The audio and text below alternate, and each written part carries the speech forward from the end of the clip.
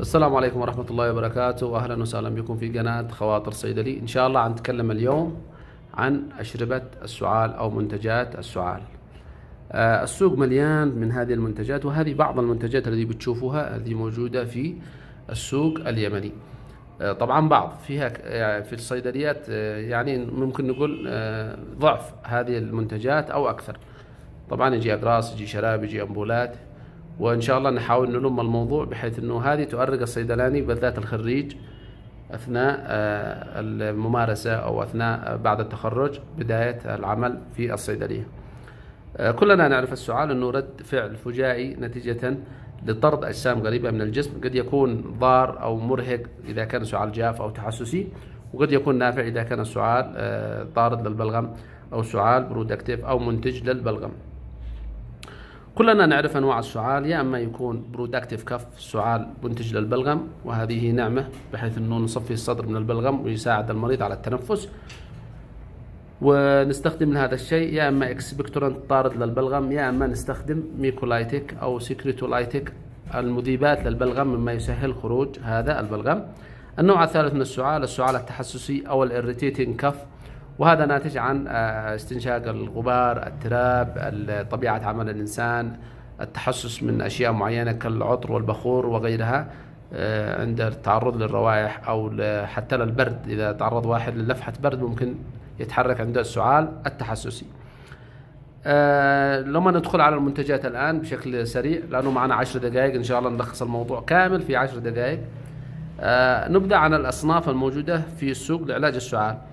هي 3 أشياء باختصار، يعني يا إما للسعال الجاف، يا إما للسعال البلغم، وفي بعضها مخلوطة بلغم وجاف وهنتكلم عنها عند عرض المنتجات، أو نلقى السعال التحسسي في منتجات للسعال التحسسي.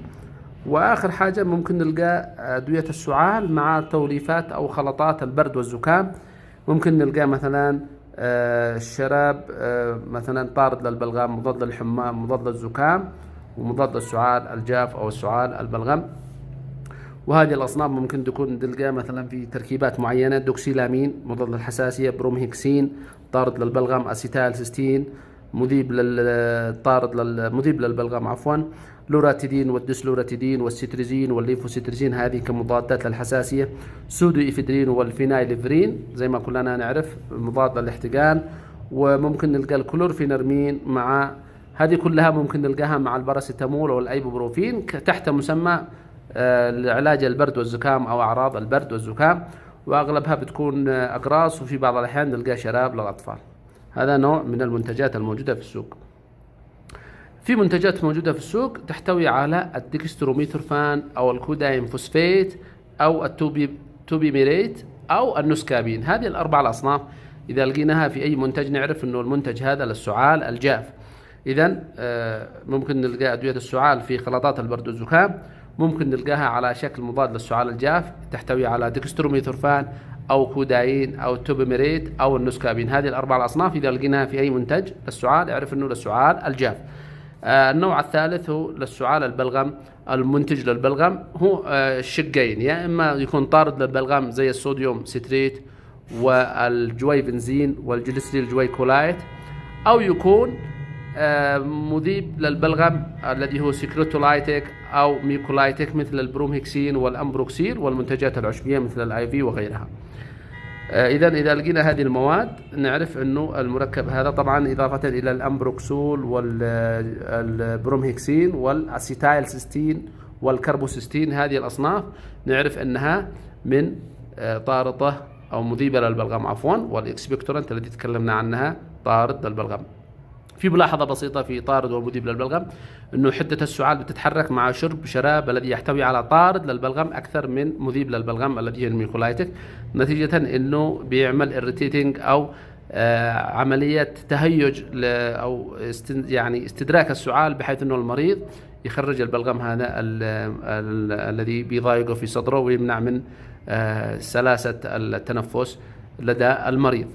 طبعا الميكولايتيك عمل انه بيفكك جزيئات المخاط بحيث يسهل اخراجها، اما الاكسبكتورانت فبيهيج منطقة المجاري التنفسية ليخرج البلغم. وهذه الفرق بين الاكسبكتورانت والميكولايتيك باختصار شديد. السعال التحسسي باختصار انه لو بتلاحظ هنا الابيدون واغلب مركبات السعال التي بنشوفها الان تحتوي على الكلورفينرمين والانتي هيستامين كتوليفه او خلطه. هذه بتساعد على التخلص من التحسس او السعال التحسسي، والذي سببه تحسس معين من ماده او غبار او تراب او برد او غيره من المحفزات او المهيجات للسعال التحسسي الذي بيكون زي النوبات. اختصارا للوقت عن ندخل في المنتجات بسرعة، لأنه الآن معنا 5 دقائق، باقي معنا 5 دقائق نستعرض المنتجات. لو بنلاحظ ملاحظة في دقيقة واحدة، أنه أي شراب سعال يحتوي على طارد للبلغم أو مذيب للبلغم مع مضاد السعال الجاف لا يصح أنه يكون نثبط السعال ونخرج البلغم. لذلك أول ما تشوف الكوداين أو الديكستروميثورفان أو النسكابين أو التوبيمريد في توليفة سعال، اعرف أنه للسعال الجاف وليس للبلغم، حتى وإن كتب فوق الباكت طارد للبلغم مذيب للبلغم، لأنه هذه المواد بتثبط السعال مما يصعب إخراج البلغم. لذلك لا تصرفها إلا لمريض السعال الجاف وليس السعال البلغم. في ناس يقول لك أنا شكيس بلغم ولا جاف، أعتقد أنه حتى لو استخدموا للبلغم بمجرد ما يستخدم الكوداين أو الديكستروميثورفان وقفنا السعال، إذا منعنا إخراج البلغم، مما أدى إلى تراكم البلغم وصعوبة التنفس لدى مريض السعال البروتكتيف أو السعال المنتج للبلغم، وهذه ملاحظة يجب على الجميع تداركها. لو بنلاحظ أغلب التركيبات تحتوي على كلورفينرمين، ديكستروميثورفان والفينايلفرين كمضاد للاحتقان. الديكستروميثورفان مثبط للسعال، الكلورفينرمين مضاد للتحسس، إذن هذا يكون للسعال الجاف. لو بنلاحظ التوسيفين هذا موجود في عدة صيدليات، بنلاحظ تركيبته انه كوداين. اول ما نلقى الكوداين نعرف للسعال الجاف، كلورفينرمين للتحسس، جليسرايل جويكوليت هو الاسم الثاني للجويفنزين، هو نفس الاسم ملاحظة. سترات طبعا طارد للبلغم، سترات البوتاسيوم بنزوات الصوديوم طارد للبلغم. خلاصة الليكوريس او العرق السوس السائلة هذه بتكون طاردة للبلغم ومستخدم للسعال كمستحضر نباتي. التوسيلار عندنا صنف مشهور من زمان، يعني صنف مشهور جدا لشركة القاهرة. لو بنلاحظ مكتوب في الباكت طارد للبلغم ومثبط للسعال. احنا تكلمنا على هذا الموضوع، انه ما دام لقينا مهدئ للسعال انسى ملطف وطارد للبلغم، لانه بيكون مهدئ للسعال في حالة وجود الديكستروميثورفان، هذه المادة التي تكلمنا عنها، ومع الكلورفينرمين، الإفيدرين موسع للشعب الهوائية، والجويفنزين طارد للبلغم. التوسكان نفس تركيبة التوسيلار ونفس تركيبة بعض الأصناف مليان في هذه التركيبة. جويفنزين، إفيدرين موسع للشعب، ديكستروميثورفان مثبط للسعال، الديفنهيدرامين. لاحظ الديفنهيدرامين هو مادة مضادة للتحسس وفي نفس الوقت يستخدم كمثبط للسعال، إذن لديه آليتين للعمل. في منتج الكسكوبين، هذا نسكابين مثبط للسعال، والكلورفينرمين والأمونيوم كلورايد والصوديوم ستريت. طبعا الأمونيوم والصوديوم ستريت والأمونيوم كلورايد طارد للبلغم. الكلورفينرمين احنا تكلمنا عنه انه مهدئ للسعال التحسسي او مضاد للحساسية اثناء شرب السعال، وما دام لقينا النسكابين اذا حيكون هذا للسعال الجاف. سينكومين والسينكود والسينكاف ساينكاف او في دراي كود، هذه اصناف كثيره تحتوي على البوتاميريت، هذا مثبط للسعال. طبعا هو خالي من السكر، بيستخدم موجود في السوق، شراب سعال وقطر، وعلى شكل في بعض الاحيان نلقاه على شكل اقراص. لو بنلاحظ التوكسيل هو عباره عن ديكستروميثورفان اذا للسعال الجاف. اوكسيميمازين هذه ماده للسعال التحسسي مضاد للحساسية. الصوديوم مزويت للبلغم، إذا بيكون للسعال مع التحسسي مع وجود البلغم.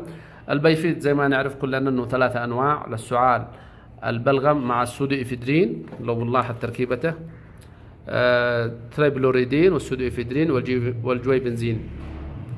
السودو إفيدرين تريبلوريدين والسودو إفيدرين موجودة. لو نلاحظ الأكتيفيد أول ما أضافوا الجويبنزين إذا طلع طارد للبلغم. نفس المواد التريبلوريدين، طبعا الأكتيفيد مادة من زمان. لو بتلاحظ هذا المادتين بدون سودوفيدرين للاحتقان، تريبلوريدين للتحسس أو مضاد للحساسية. لو بنلاحظ هذا للكلير بلوكت اند رانينوز للزكام فقط بدون السعال. إذا أضافوا عليها الديكستروميثورفان وسموه دي إذا بيكون للسعال الجاف. هذا التوسينيل من شركة يودكو موجود للأطفال وللكبار، بس خفضوا التراكيز نفس تركيبة التوسيلار والتوسكان.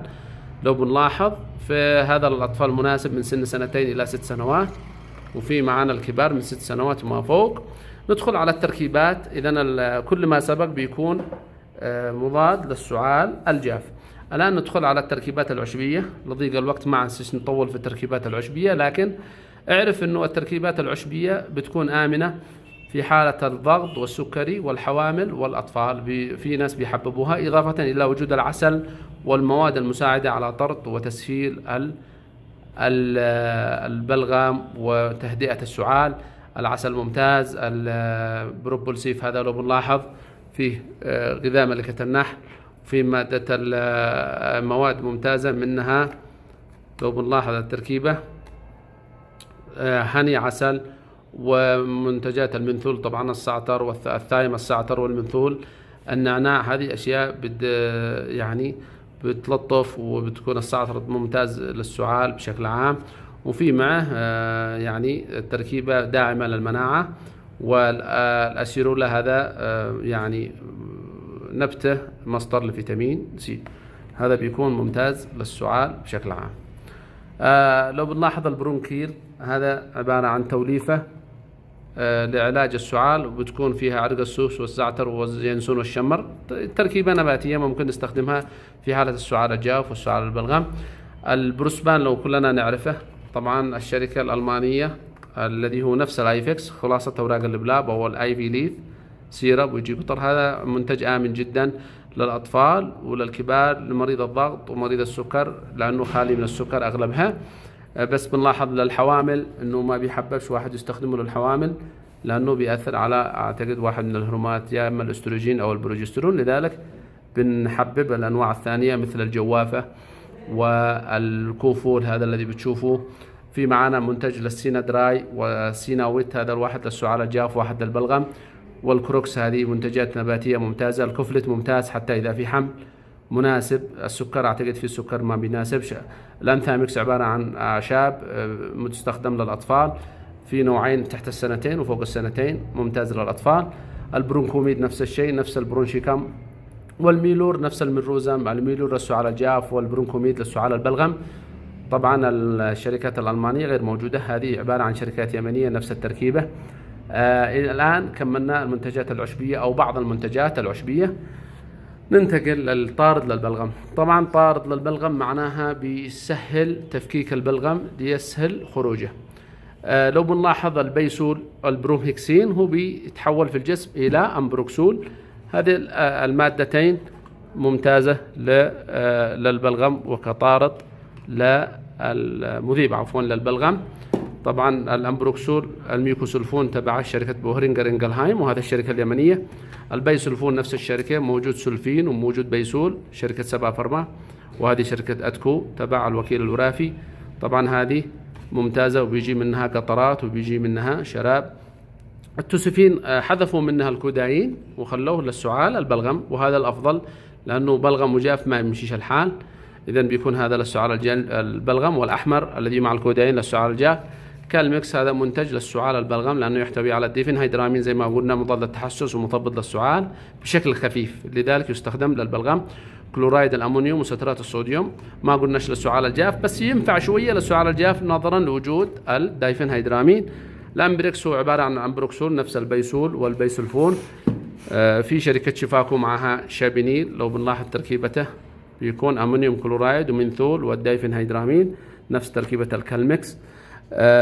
يوتكومين نفس تركيبة الشابينيل، بس في شركة يوتكو عملت لنا شراب وكبار وأطفال، بحيث أنه إذا معنا أطفال من 2 إلى 6 سنوات بيكون البرتغالي، والأخضر للكبار حسب الجرعة وحسب الاستعمال. الإيزيلين هذا منتج من زمان موجود في السوق، طبعا قديم جدا، يحتوي على الديفينهيدرامين والأمونيوم كلورايد والصوديوم ستريت نفس الكالميكس والشابينيل. إذا كالميكس وشابينيل والإيزيلين هو نفس التركيبة، يستخدم للسعال البلغم. طبعا الموكنيل نفس تركيبة الأمبريكس والأمبروكس الذي هو سبا فرما وشركة الدولية، كلها تستخدم. في منها طبعا قطرات، بيكون القطر وفي منها شراب وفي منها أقراص، بحيث أنه طارد للبلغم. إذا تأكدنا إذا هو طارد للبلغم بيكون في هذا الأساس. الآن ندخل، كملنا أصناف البلغم، ندخل في الذي هي طارد للبلغم موسع للشعب الهوائية. طبعا في ناس عندهم برونكيال أزمة أو كوبد بيستخدموا منتجات يحتاجوا برونكو دايليتور إلى جانب طارد للبلغم مما يسهل التنفس.